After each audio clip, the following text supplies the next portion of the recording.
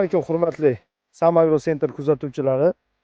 Bugun 2025-yil 13-iyun kuni Yuqori Chirchiq tumanida bir Agrotera fermer xo'jaligini dalalarida bo'lib turibmiz. Bu yerda Fito kompaniyasining yangi gibridi T1 makajon ekilgan. Bu ham sulus ham bom.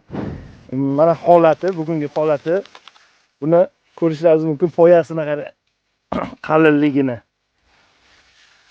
Keyin barglarni qarasangiz qalin ekan. Mana bunisini ham ko'rishingiz mumkin.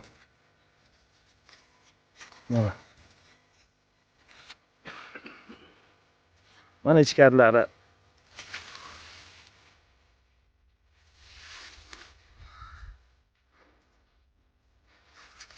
Bargi ham 14-15 santimetr mana. Poyalarni ko'rishingiz mumkin.